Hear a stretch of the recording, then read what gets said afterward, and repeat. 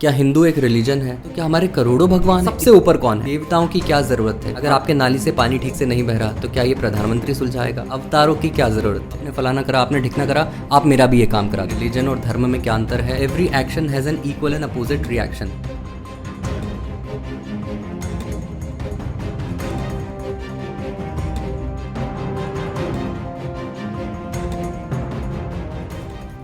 कल मैं एक मूवी देखकर आया, द केरला स्टोरी।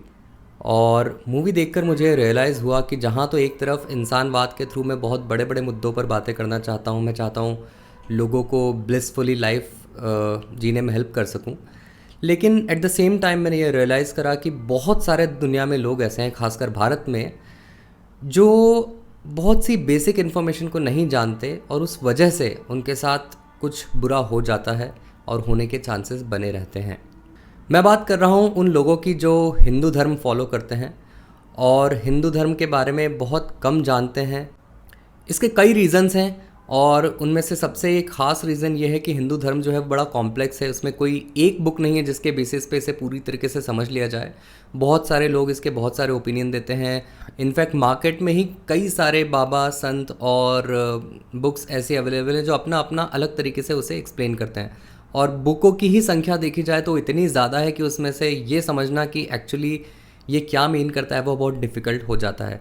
तो इस वीडियो के थ्रू मैं ये कोशिश करूँगा कि हिंदू धर्म के बारे में जो बेसिक्स हैं, बिल्कुल बेसिक्स जो सबको पता होने चाहिए, वो उन्हें पता चल जाएं। खासकर कि हमारे बच्चे और नई जनरेशन जिन्हें हिंदू धर्म के बारे में बहुत कम चीज़ें पता हैं, उन्हें एटलीस्ट ये बेसिक चीज़ें पता हो। यही चीज़ बाबा रामदेव ने करी। योग एक बहुत बड़ी विद्या है, बहुत कॉम्प्लेक्स विद्या है, जिसको करने के लिए बहुत सारी अंडरस्टैंडिंग और प्रैक्टिस की ज़रूरत होती है। उसमें कुछ गलत कर दे तो आपको नुकसान भी हो सकता है, लेकिन बाबा रामदेव ने योग को बहुत सिंप्लीफाई करके लोगों तक पहुंचाया। उससे हुआ ये कि हो सकता है कि योग उसकी पूरी पूर्णता में लोगों तक नहीं पहुंच पाया, लेकिन जिस भी वे में पहुंचा उससे लाखों करोड़ों लोगों का बेनिफिट हुआ। उसी वे में मैं हिंदू धर्म को समझाकर बहुत सारे लोगों तक पहुंचाना चाहता हूं, ताकि बेसिक अंडरस्टैंडिंग लोगों की ठीक हो, उन्हें आसानी से बहलाया फुसलाया ना जा सके। किसी भी तरीके से मेरे वीडियो का ये उद्देश्य कभी नहीं होगा कि लोगों में डिवाइड पैदा हो, लोग एक दूसरे से नफ़रत करें या किसी एक रिलीजन को फेवर करें। मैं सिर्फ ये वीडियो इसलिए बना रहा हूँ ताकि लोग हिंदू धर्म जिसे वो फॉलो करते हैं उसकी कुछ अंडरस्टैंडिंग उनकी बने। आपसे मेरा नम्र निवेदन है, विनती है, मेरी रिक्वेस्ट है कि ये वीडियो ज़्यादा से ज़्यादा लोगों तक पहुँचाएँ, खासकर नई जनरेशन और हमारे बच्चों तक, जो कि हिंदू धर्म के बारे में बहुत कम जानते हैं, लेकिन उन्हें जानना ज़रूरी है अगर वो हिंदू धर्म फॉलो करना चाहते हैं। तो जैसा मैंने पहले कहा कि हिंदू धर्म बहुत ही विस्तृत है और उसे समझना एक वीडियो के थ्रू तो पॉसिबल नहीं है, लेकिन कुछ बेसिक चीज़ें जो आज हम समझेंगे उसके बारे में बात करते हैं। सबसे पहले हम समझेंगे भगवान किसे बोलते हैं, फिर हम समझेंगे देवता किसे बोलते हैं, फिर हम समझेंगे कि अवतार किसे बोलते हैं। क्योंकि हिंदू धर्म को लेकर सबसे ज़्यादा कन्फ्यूजन लोगों के माइंड में यही रहता है। इंटरचेंजेबली इन चीज़ों को लोग यूज़ करते हैं। किसी को भी भगवान बोल देते हैं, किसी को भी देवता बोल देते हैं, किसी को भी अवतार बोल देते हैं, कुछ भी बोल देते हैं।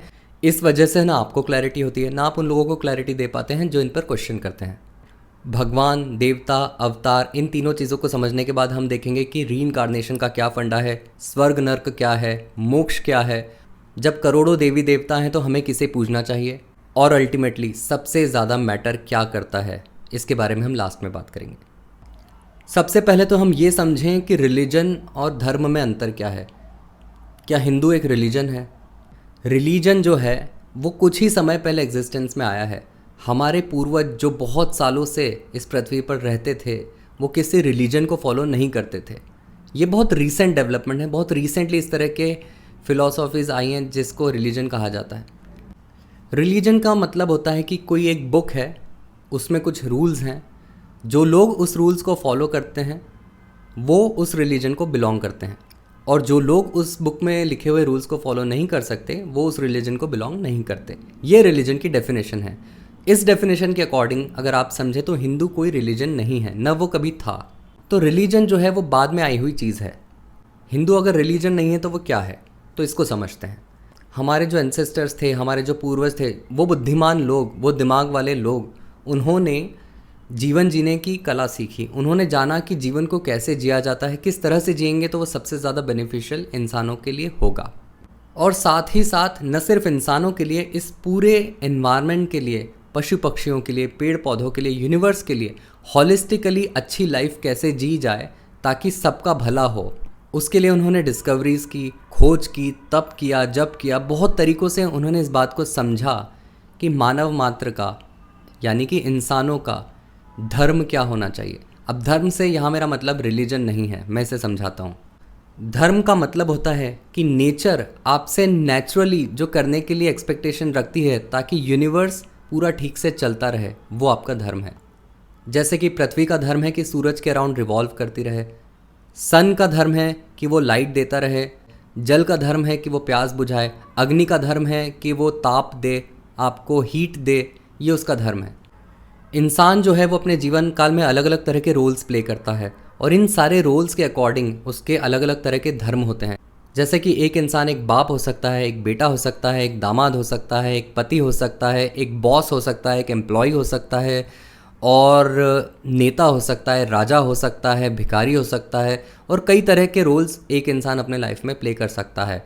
और इन सारे रोल्स के लिए उसका कुछ ना कुछ एक धर्म होता है। जैसे कि पिता होने के नाते उसका पिता धर्म होता है, पुत्र होने के नाते उसका पुत्र धर्म होता है, बॉस होने के नाते उसका बॉस धर्म होता है, राजा होने के नाते उसका राज धर्म होता है।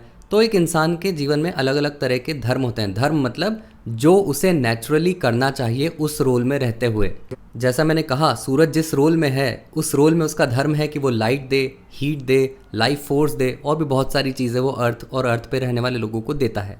उसी तरह से जब आप पुत्र होते हैं तो आपका अपने माता और अपने पिता के प्रति एक पुत्र धर्म होता है कि उनकी आप सेवा करें, बुढ़ापे में उनका ध्यान रखें, जब वो किसी इमोशनल नीड में हो तो आप उसे फुलफ़िल कर सकें, और ऐसी बहुत सारी चीज़ें एज अ पुत्र आपको करनी होती है, वो आपके धर्म है। इसी तरह से जब आप बॉस होते हैं तो आपको अपना बॉस धर्म निभाना होता है कि आप अपने एम्प्लॉयज़ से ठीक तरह से काम करा सकें, ये आपका धर्म है। जब आप एक राजा बनते हैं, जब आप एक लीडर बनते हैं, तो वहाँ भी आपका एक धर्म होता है कि मेजॉरिटी पॉपुलेशन जो आप पर डिपेंडेंट है वो खुश रह सके, उन्हें सुविधाएं मुहैया कराई जा सके, ये उसका धर्म होता है। और इंसान के जीवन में धर्म थोड़ी कॉम्प्लेक्स चीज़ इसलिए है क्योंकि एक इंसान अपने एक लाइफ टाइम में कई सारे धर्म निभा रहा होता है, और जब दो धर्मों के बीच में क्लैश पैदा होता है तो धर्म संकट आ जाता है। जैसे कि एक ही दिन आपके पेरेंट्स कह रहे हैं कि हमें कहीं लेकर जाना है, और उसी दिन आपकी बीवी बोलती है कि नहीं, मुझे डेट पर जाना है, तो ये एक तरह का धर्म संकट हो गया, क्योंकि दो धर्मों में से आपको एक धर्म चूज़ करना है, और उस वक्त इंसान को ये चूज़ करना पड़ता है कि इन दोनों चीज़ों में से ज़्यादा अच्छा क्या है या कम बुरा क्या है, और इस तरह से डिसीजन लिए जाते हैं अपने इंटेलेक्ट से, अपने सोच समझ से। तो हमारे कल्चर में ये करा गया हमेशा कि इंसान को बुद्धिमान बनाने पे जोर डाला गया। उसे कहा कि तुम मेडिटेशन करो, उसे कहा कि तुम ध्यान करो, जप करो, तुम थोड़ी अच्छी चीज़ें पढ़ो, लिटरेचर पढ़ो, अच्छे अच्छे कामों में संलग्न हो, ताकि इंसान का जो मानसिक स्तर है, उसकी जो सोच और समझ है वो बढ़े, ताकि ऐसे जब धर्म संकट उसके जीवन में आए तो वो डिसीजन ले सके। लेकिन कुछ रिलीजन्स में ऐसा किया गया कि एक बुक लिख दी गई कि इसमें सारे रूल्स हमने लिख दिए हैं, आपको जब भी कोई सिचुएशन आए आप इस बुक को रेफ़र करो और आप अपनी लाइफ के डिसीजंस ले सकते हो। तो एक अप्रोच ये है कि उसे एक बुक दे दो और उसे सारे रूल्स लिख के दे दो कि ये सारे रूल्स हैं, आपको दिमाग लगाने की कोई ज़रूरत नहीं है, जब भी आपको कोई डाउट आए इस बुक को रेफ़र करो और कंडक्ट करो। दूसरा ये है कि इंसान को इतना इंटेलिजेंट बना दो कि उसे किसी बुक की ज़रूरत न बचे, वो खुद अपने डिसीजन ले सके। बुक वाली अप्रोच में मुझे जो चैलेंज लगता है वो ये लगता है कि आप कितने ही रूल्स लिख दो, लाइफ और दुनिया इतनी डायनामिक है कि आप रोज़ ऐसी ऐसी सिचुएशंस फेस कर सकते हैं जिनका आंसर आपको बुक में न मिले, और अगर मिल भी जाए तो आपकी भी अवेयरनेस का लेवल उतना होना चाहिए कि आप उन गूढ़ आंसर्स को समझ सको, वरना आप अर्थ का अनर्थ निकालोगे और कुछ भी गलत करोगे। इसलिए मुझे और हमारे तमाम ऋषि मुनियों को यही लगा था कि इंसान को अवेयर करने पे, इंसान को स्पिरिचुअली इवॉल्व करने में ध्यान दिया जाए, ताकि वो इतना इवॉल्व हो जाए, ताकि वो इतना इंटेलिजेंट हो जाए, इतना समझदार हो जाए कि अपने डिसीजंस खुद ले सके। तो इसी पर आधारित है पूरा हिंदू धर्म। तो मैं इस बात को समअप कर देता हूँ, हिंदू एक रिलीजन नहीं है, हिंदू में कोई एक बुक नहीं है जिस पे सारे रूल्स लिखे हुए हों। हिंदू में इस बात पर जोर दिया गया है कि इंसान खुद इतना इंटेलिजेंट, समझदार और अवेयर बने कि अपनी लाइफ के डिसीजंस ठीक तरह से ले सके और अपने निहित धर्मों को ठीक तरीके से निभा सके। इसी को हम सनातन धर्म भी कहते हैं कि हमेशा से जो करने योग्य आपके लिए जो धर्म है वही आपका सनातन धर्म है। चलिए अब समझते हैं भगवान, देवता और अवतार, ये तीनों क्या चीज़ हैं। तो कई लोगों को ये डाउट आता है, यार करोड़ों देवी देवता हैं, तो क्या हमारे करोड़ों भगवान हैं, इतने सारे भगवान हैं? देखिए, अगर आप ये बिलीव करते हैं कि इस पूरी सृष्टि को किसी ने बनाया है, इस पूरे ब्रह्मांड को किसी ने बनाया है, उसका नाम अगर आप भगवान, अल्लाह, ईश्वर, गॉड जो भी रखना चाहते हैं, वो सिर्फ एक ही हो सकता है। क्योंकि अगर दो हुए या अनेक हुए, करोड़ों हुए, तो सवाल ये खड़ा हो जाता है कि उन करोड़ों में से या उन दोनों में से बेस्ट कौन है और सबसे ऊपर कौन है। तो इसलिए भगवान एक ही हो सकता है, एक जो सबसे ऊपर है वही भगवान कहलाया जा सकता है। तो इसे आप गॉड बोल सकते हैं, इसे आप भगवान बोल सकते हैं, इसे आप अल्लाह बोल सकते हैं, इसे आप परमात्मा बोल सकते हैं, परमेश्वर बोल सकते हैं, आपकी जो मर्जी आप बोल लें। लेकिन आप जो भी बोलेंगे, आप जो भी नाम रख लें, आप उसकी जो भी डेफिनेशन रख लें, उसमें वो पूरी तरह से कवर नहीं हो सकता। डेफिनेशन का मतलब ही होता है कि ये जो है वो ऐसा है। जब आप किसी चीज़ को बोल देते हैं कि वो ऐसा है, तो ऐसे के अलावा जो कुछ भी बचा वो वैसा नहीं है। लेकिन परमात्मा जिसने सृष्टि बनाई है, अल्लाह भगवान जिसने सृष्टि बनाई है, वो इनफाइनाइट है। इनफाइनाइट स्पेस के टर्म्स में इनफाइनाइट है, टाइम के टर्म्स में इनफाइनाइट है, हर चीज़ के टर्म्स में इनफाइनाइट है। उससे किसी भी फाइनाइट डेफिनेशन में बांधा नहीं जा सकता। इसलिए आप जो भी नाम दें, आप जो भी डेफिनेशन दें, वो हमेशा इनकम्प्लीट होगी। इसलिए परमात्मा को कभी डिफाइन करा ही नहीं जा सकता। लेकिन हमारे समझने के लिए, हम उसे कॉम्प्रहेंड कर सके, हम उसे रेफ़र कर सके अपनी बातों में, इसलिए हम कुछ ना कुछ उसको एक नाम देते हैं। और जब भी हम नाम देते हैं, हम अपनी समझ के अकॉर्डिंग बेस्ट नाम देने की कोशिश करते हैं कि जिसमें बेस्ट से बेस्ट और ज़्यादा से ज़्यादा उसके गुण कवर हो जाएं। लेकिन मज़े की बात यह है, आप कितने ही गुण कवर कर लो, उतने ही गुण हमेशा आप लूज़ करोगे, क्योंकि आप अपने माइंड से कभी परमात्मा को पूरी तरीके से समझ नहीं सकते, न कॉम्प्रहेंड कर सकते हो, न ही उसे डिफ़ाइन कर सकते हो। क्योंकि जब भी आप ये करने जाएंगे, आप कोशिश कर रहे हैं कि आप परमात्मा से बड़ा बन रहे हैं, जो कि पॉसिबल नहीं है, क्योंकि आप उसके पार्ट हैं, वो आपका पार्ट नहीं है। तो यहाँ तक तो आप किसी भी रिलीजन को देखें तो लगभग सेम ही बातें आपको देखने को मिलेगी कि सभी यही बोलेंगे कि भगवान, अल्लाह, गॉड को कॉम्प्रहेंड नहीं किया जा सकता। उसका कोई ना फॉर्म है, ना शेप है, ना कोई गुण है। इनकॉम्प्रहेंसिबल ही उसकी डेफिनेशन बताई गई है। अब इसके आगे हम बढ़ते हैं कि हिंदू धर्म में देवता किसे कहा गया, अवतार किसे कहा गया और इनकी ज़रूरत क्यों पड़ी। जब हम एक भगवान को पूज सकते थे, जब उस निराकार परमात्मा को हम पूज सकते थे, तो इन साकार मूर्तियों की ज़रूरत क्यों पड़ी। देवताओं की क्या ज़रूरत है, अवतारों की क्या ज़रूरत है, और इन्हें हम क्यों पूजते हैं। तो आप ऐसा सोचिए कि जब कोई देश होता है, उसके टॉप पे जो इंसान होता है, उसके हाथ में सबसे ज़्यादा पावर होती है। राष्ट्रपति या प्रधानमंत्री, आप किसी भी ले लीजिए। पर देश चलाने के लिए क्या प्रधानमंत्री अकेला काफ़ी है? क्या प्रधानमंत्री घर घर आकर आपकी समस्याएं सुलझा सकता है? अगर आपके नाली से पानी ठीक से नहीं बह रहा, तो क्या ये प्रधानमंत्री सुलझाएगा? क्या आपके घर के पास में कचरा पड़ा है, तो क्या ये प्रधानमंत्री आकर सुलझाएगा? ऐसी बहुत सारी चीज़ें होती हैं जो अलग अलग लेवल पे सुलझाई जाती हैं। प्रधानमंत्री जो है वो टॉप लेवल की प्रॉब्लम सुलझाएगा। उसके नीचे वाले लोग जो उसके कैबिनेट मिनिस्टर होंगे, उनको एक एक मंत्रालय दे दिया जाता है कि भाई ये फाइनेंस मिनिस्टर है तो ये फाइनेंस की सारी बातें संभालेगा, ये कोई है एग्रीकल्चरल मिनिस्टर है तो ये उसकी बातें संभालेगा। ऐसे सबको एक एक डिपार्टमेंट दे दिए जाते हैं। अब उनके अंडर में भी सिस्टम होते हैं, अलग अलग कैबिनेट मिनिस्टर्स के अंडर में अलग अलग एमपी होते हैं, मेंबर ऑफ पार्लियामेंट, वो अपने अपने रोल अदा करते हैं। उनके भी अंडर में बहुत सारे कार्यकर्ता होते हैं जो अपने रोल्स अदा करते हैं। इस तरीके से ये तो सेंट्रल गवर्नमेंट हो गई। फिर स्टेट वाइज भी गवर्नमेंट होती है, उधर भी सेम चीज़ चलती है कि टॉप पे मुख्यमंत्री रहता है, फिर उसके अंडर में कई सारे एमएलएज होते हैं, उनके अंडर में पार्षद होते हैं। ऐसे मतलब नगर निगम होता है, उसके अंडर में पार्षद होते हैं। ऐसी बहुत सारी चीज़ें होती हैं। तो कोई भी कॉम्प्लेक्स सिस्टम को चलाने के लिए एक बहुत बड़ी हायरार्की क्रिएट करनी पड़ती है। हर लेवल पे कोई लोग असाइन करने पड़ते हैं ताकि सिस्टम ठीक से फंक्शन कर सके। तो जो परमपिता परमात्मा, जो भगवान है, वो निर्गुण है। उसका कोई गुण नहीं है, उसका किसी चीज़ में कोई इंटरेस्ट नहीं है। वो न किसी के मैटर में टांग अड़ाता है, न अड़ाने देता है। वो पूरी तरीके से न्यूट्रल है, फॉर्मलेस है, इनकॉम्प्रहेंसिबल है। लेकिन अब अगर सृष्टि की रचना होनी है तो उसे एक फॉर्म अज्यूम करना पड़ता है, उसे एक रोल लेना पड़ता है, और वो रोल लेता है सृष्टिकर्ता का, जैसे कि ब्रह्मा जो सृष्टि को बनाता है। फिर वो एक और रोल लेता है सृष्टि को चलाने का, जो कि है विष्णु।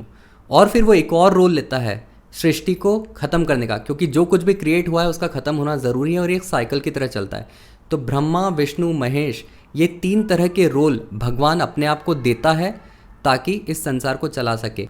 और जैसे ही वो अपने आप को एक रोल देता है, ये रोल उसे एक लिमिटेशन में बांधता है। क्योंकि जैसा मैंने पहले भी कहा, जैसे ही आप अपने आप को किसी भी डेफिनेशन में लाते हो, आप अपने आप को एक तरह के रेस्ट्रिक्शन में लाते हो। तो ब्रह्मा जो भी रोल है, ब्रह्मा के पास सर्टेन पावर्स भी होंगी और सर्टेन लिमिटेशंस भी होंगी। इनफाइनाइट नहीं हो सकते वो, क्योंकि इनफाइनाइट होने का मतलब है भगवान हो जाना। तो ब्रह्मा जो है वो भगवान का एक पर्टिकुलर रूप है, उनकी कुछ रोल्स एंड रिस्पॉन्सिबिलिटीज़ और लिमिटेशंस हैं। तो ब्रह्मा की रिस्पॉन्सिबिलिटीज़ आती हैं सृष्टि को पैदा करने की, उसे बनाने की, उसे क्रिएट करने की। उसे चलाने की रिस्पॉन्सिबिलिटी उनकी नहीं है और वो उनकी लिमिटेशन है, वो ये काम नहीं कर सकते। और भी ऐसी बहुत सारी चीज़ें होंगी जो ब्रह्मा नहीं कर सकते। सिमिलरली विष्णु क्रिएट नहीं कर सकते, उनका काम है सृष्टि को चलाना, सही तरीके से चलाना। Governance is what Vishnu does. इसी तरह से महेश, जिनका एक काम है कि सृष्टि को समय आने पर रिसाइकल करना, क्योंकि किसी भी चीज़ को इनफाइनाइट टाइम तक सस्टेन नहीं किया जा सकता, उसे रिसाइकल करना पड़ता है, उसे रिफ्रेश करना पड़ता है ताकि वो फिर से ठीक से चल सके।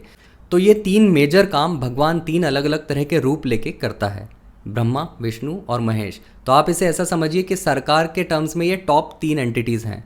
अब इसी तरह से इनके अंडर में भी बहुत सारे देवी देवता आते हैं। ब्रह्मा के अंडर में बहुत सारे प्रजापति आते हैं, उनके अंडर में फिर मनु आते हैं, और इस तरह से सृष्टि की रचना में जितने लोग हायरार्की में आते हैं वो सारे ब्रह्मा के अंडर में आते हैं। उसी तरीके से विष्णु के अंडर में बहुत सारे देवी देवता आते हैं जो सृष्टि के संचालन में, उसको सुव्यवस्थित रूप से चला सकने में अपना योगदान देते हैं। तो ये सारे देवता अलग अलग तरह की रिस्पॉन्सिबिलिटी लेके बैठते हैं। इनके सबके अंडर में एक एक सिस्टम दिया गया है और इनकी रिस्पॉन्सिबिलिटी है कि वो सिस्टम प्रॉपरली चलता रहे। तो ये हो गए सारे देवता। तो अब आप समझ गए होंगे कि भगवान कौन है। भगवान किसी तरीके से अपने रूप लेते हैं, उन रूप से वो और रूप लेते हैं, और ये सारे रूप, जितने भी रूपों की हम बात कर रहे हैं, चाहे ब्रह्मा, विष्णु, महेश, चाहे सारे देवता, इंद्र, अग्निदेव, वरुण देव, सूर्य देव, सारे देव भगवान के रूप हैं। हाँ, हम कभी कभी प्यार से इन्हें भगवान बोल देते हैं, उसके बारे में हम बाद में बात करेंगे। लेकिन अगर आप टेक्निकली इस बात को समझना चाहें तो ये सारे भगवान के रूप हैं। अब बात करते हैं अवतारों की। अवतार कौन होते हैं और अवतार हमसे डिफरेंट कैसे हैं, और अवतार देवी देवताओं से डिफरेंट कैसे हैं, भगवान से डिफरेंट कैसे हैं, इंसानों से डिफरेंट कैसे हैं। What is so special about avatars.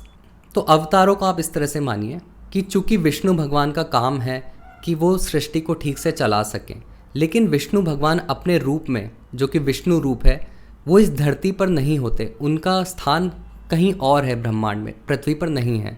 तो ये होता है कि पृथ्वी पर समय समय पर अराजकता यानी कि केओस या फिर अधर्म, मतलब जब लोग उन्हें जो करना चाहिए उसकी जगह जब कुछ और करने लगते हैं तो धर्म की हानि होती है। इसका ये मतलब है कि सिस्टम बिगड़ने लगता है, केओस मचने लगता है, सब कुछ फैलने लगता है। उस टाइम पर नीडेड करेक्शंस करने के लिए भगवान मनुष्य का रूप लेकर धरती पर आते हैं। जैसा कि मैंने बताया, भगवान जो कि देव रूप लेकर, देवता रूप लेकर इस पूरे सृष्टि को चलाने का काम करते हैं, अलग अलग डिपार्टमेंट संभाल कर, उसी तरीके से वही भगवान मनुष्य अवतार में भी कभी कभी आते हैं पृथ्वी पर चीज़ें करेक्ट करने के लिए। तो जब भगवान पृथ्वी पर किसी रूप में जन्म लेते हैं तो इस रूप को हम कहते हैं कि ये अवतार है भगवान का। मनुष्य रूप में भगवान पैदा हुए। तो ऑफकोर्स इसे भी भगवान तो नहीं कहा जा सकता टेक्निकली, बिकॉज जैसा कि मैंने कहा, भगवान फॉर्मलेस, एटर्नल, लिमिटलेस होता है, और आप मनुष्य का जब रूप लेते हैं तो आपकी कुछ ना कुछ लिमिटेशंस एज अ मनुष्य जो होनी चाहिए वो होंगी। तो अवतार भी उसी लिमिटेशन में काम कर सकते हैं जैसा कि एक मनुष्य कर सकता है। हाँ, उनके पास कुछ स्पेशल पावर्स हो सकती हैं बिकॉज वो ज़्यादा रियलाइज्ड बीइंग हैं। एक नॉर्मल ह्यूमन बीइंग भी अगर थोड़ा सा इवॉल्व हो जाए तो ऐसी ऐसी चीज़ें कर सकता है जो आप शायद बिलीव भी नहीं कर सकें।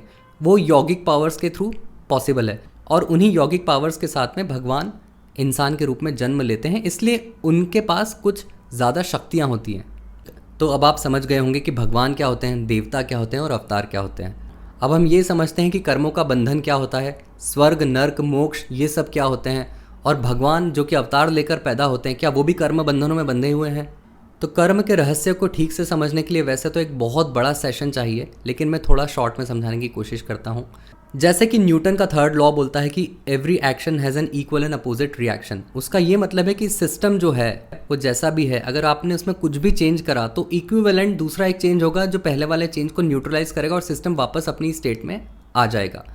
तो यूनिवर्स जो है वो एक बहुत बहुत बड़ा सिस्टम है, और उसमें आप जो कुछ भी करते हैं, आपने जो भी एक्शन परफॉर्म करी है, उसका रिएक्शन आपको मिलना ज़रूरी है।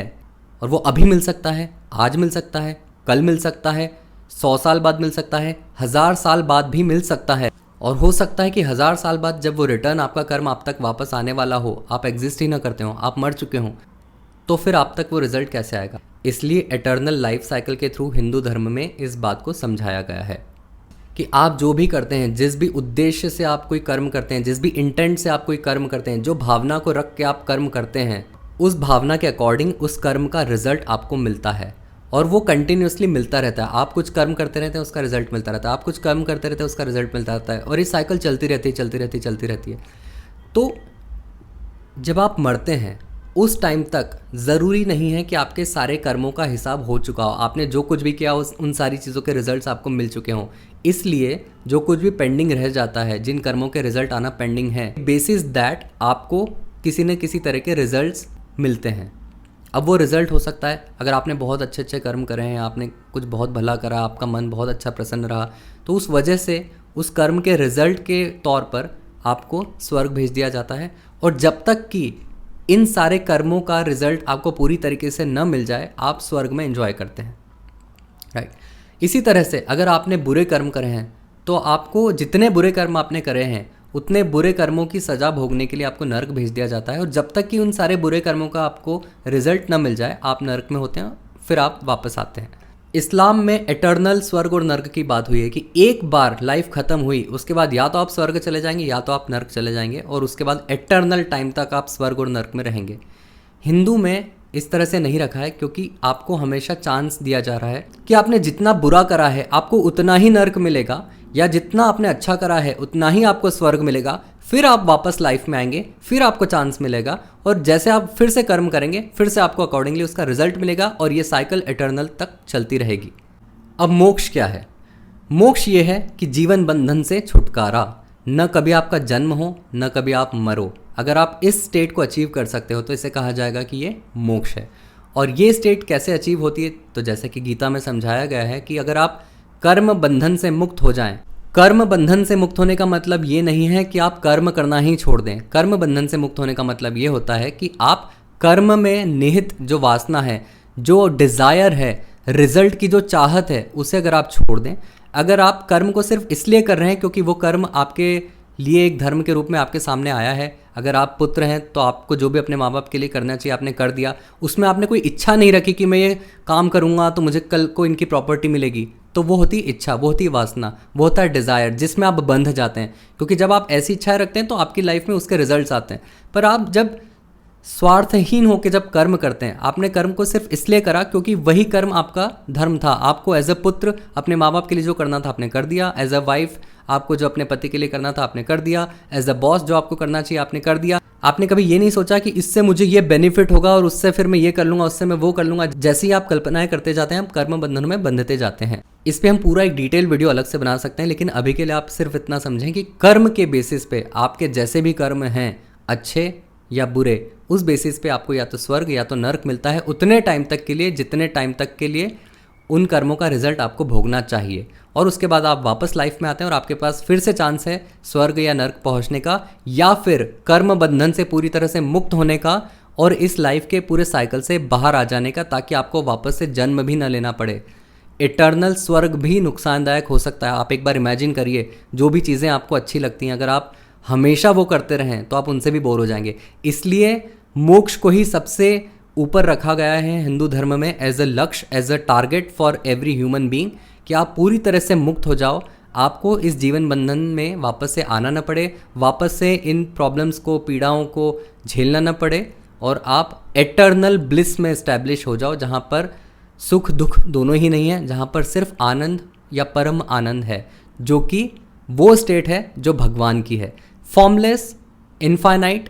और कर्म बंधन से मुक्त होते ही से इंसान जब मोक्ष को प्राप्त होता है तो वो उसी परमात्मा में लीन हो जाता है, वो भी परमात्मा ही बन जाता है, ये कहना गलत नहीं होगा। तो अब हम आ जाते हैं हमारे आखिरी सवाल पर कि पूजा किसकी करें। क्या भगवान की पूजा करें, क्या देवता की पूजा करें, या अवतार की पूजा करें? अब भगवान की पूजा कैसे करें, वो तो हमें दिखते ही नहीं है, उन्हें हम इमेजिन कैसे करें, हम उन्हें कॉम्प्रहेंड कैसे करें, उनके किन गुणों की, उनके किन चरित्रों की हम पूजा करें, हम उनसे कैसे इमोशनली बॉन्ड हों, जबकि हमें ये पता ही नहीं कि उन्होंने करा क्या है। इसलिए हिंदू धर्म में देवताओं की पूजा की जाती है, क्योंकि उन्हें आप इमेजिन कर सकते हो, आपको उनके कैरेक्टरिस्टिक्स पता हैं। तो जितने भी देवी देवता हैं, आपको जिनके भी कैरेक्टरिस्टिक्स अच्छे लगते हैं, आप उनकी पूजा कर सकते हैं। वो देवी देवता जिस भी डिपार्टमेंट को बिलोंग करते हैं, उस डिपार्टमेंट से रिलेटेड जितने भी इश्यूज़ हैं आपके, वो आपके रिजॉल्व कर सकते हैं। तो आप अगर श्री विष्णु की पूजा करते हैं तो संसार में जितनी भी चीज़ें आती हैं जो संसार को चलाने के काम आती हैं, सारे देवी देवता उनके अंडर में आते हैं। तो किसी भी देवता से आपको कोई भी रिजल्ट चाहिए तो विष्णु उनके टॉप पे आते हैं। तो आप सबसे टॉप वाले देवता की पूजा कर रहे हैं, उनके डोमेन में सारे देवता आते हैं। आप किसी स्पेसिफिक देवता की भी पूजा कर सकते हैं। आपको अगर कोई स्पेसिफिक रिजल्ट जल्दी चाहिए हो तो आपकी कोई प्रॉब्लम अगर बारिश से रिलेटेड है तो आप इंद्र देवता की पूजा कीजिए, क्योंकि वो उस डिपार्टमेंट को बिलोंग करते हैं। इसी तरह से आप जिसकी भी पूजा करेंगे वो देवता आपको उनके डिपार्टमेंट के रिजल्ट्स आपको देंगे। आप अवतारों की भी पूजा कर सकते हैं, आप किसी की भी पूजा कर सकते हैं, आप अपने माँ बाप की पूजा कर सकते हैं, आप अपने गुरु की पूजा कर सकते हैं। पूजा का मतलब सिर्फ इतना है कि आपका भाव क्या है। आप जिस भाव से कोई भी चीज़ को पूजते हैं उस भाव के ही रिज़ल्ट आपको मिलते हैं। इससे कोई फ़र्क नहीं पड़ता कि आप किसको पूज रहे हैं, फ़र्क इससे पड़ता है कि आपके मन में क्या भाव है। और जब भी हम किसी मूर्ति को सामने रख के उसकी पूजा करते हैं तो हमारे भाव उस मूर्ति के जैसे होते हैं। तो इसलिए आप जब भी किसी देवता को पूजते हैं तो आप उनके कैरेक्टरिस्टिक्स की बातें करते हैं, उनकी स्तुति करते हैं, आप उनकी बढ़ाई करते हैं, आप उनके बारे में बात करते हैं। जैसे कि आपने शास्त्रों में कभी देखा भी होगा कि हम स्तुतियाँ पढ़ते हैं। तो जब हम स्तुति पढ़ते हैं तो उस स्तुति में उस पर्टिकुलर देव के कैरेक्टरिस्टिक्स होते हैं कि आपने ये करा, आपने वो करा, आपने फलाना करा, आपने ढिकना करा, आप मेरा भी ये काम करा दो। तो उन बातों को पढ़ने से हमारे अंदर वैसे भाव उत्पन्न होते हैं, वैसी फीलिंग्स आती हैं कि ये देव जो ये सब चीज़ कर सकते हैं, ये मेरा भी ये काम कर सकते हैं। तो अगर आपके अंदर वो भावना आ गई है तो वो मैनिफेस्टेशन आपकी लाइफ में आ जाएगा। इस बारे में भी हम कभी और बात करेंगे कि कैसे आपकी फीलिंग से आपकी लाइफ में हर चीज़ मैनिफेस्ट होती है, इर्रेस्पेक्टिव ऑफ आपने बाहर किसकी मूर्ति अपने सामने रखी है। बात है उस भावना की जिसके साथ आप उसको पूज रहे हैं, और यही अल्टीमेट है। बहरहाल मैंने आपको ये बात समझाई कि रिलीजन और धर्म में क्या अंतर है। मैंने आपको ये बताया कि भगवान कौन होते हैं, मैंने आपको ये बताया कि देवता कौन होते हैं, मैंने आपको बताया कि अवतार कौन होते हैं, मैंने आपको बताया कि किस तरह से आपके कर्म आपको अलग अलग स्टेट्स पे ले जाते हैं, नरक में, स्वर्ग में, मोक्ष में। इवन आपके कर्म आपको कोई भी देव पद भी दिला सकते हैं। आप अपने कर्मों से इंद्र भी बन सकते हैं, विष्णु भी बन सकते हैं, शिव भी बन सकते हैं। इस बारे में भी हम बाद में बात करेंगे क्योंकि इस पर बहुत डाउट आ सकते हैं। और इसी तरीके से हमें पूजना किसे चाहिए। अगर इतने सारे देवी देवता हैं, भगवान हैं, अवतार हैं, हम किसकी पूजा करें। आप चाहे जिसकी पूजा कर लें, उससे फ़र्क नहीं पड़ता। फ़र्क पड़ता है पूजा करते वक्त आपके मन में क्या भाव हैं, वही भाव आपको रिजल्ट दिलाते हैं। तो इस तरीके से मैंने कोशिश करी कि हिंदू धर्म को मैं आपको ब्रीफली समझा सकूं। जैसा मैंने कहा, आप इस वीडियो को मैक्सिमम लोगों तक पहुंचाइए ताकि जो लोग हिंदू धर्म फॉलो करते हैं उन्हें इसके बारे में बेसिक नॉलेज ठीक से हो। और अगर आपको मेरी बात कोई सही नहीं लगी, आपको कोई डाउट है, आपका कोई क्वेश्चन है, आप प्लीज़ मुझे कॉमेंट करिए, मैं डेफिनेटली उसका आंसर दूंगा। अगर मुझसे कोई गलती भी हो गई हो तो मुझे माफ़ करिए। आपने इस वीडियो को आखिर तक देखा उसके लिए आपका बहुत बहुत धन्यवाद। सर्वे भवन्तु सुखिनः।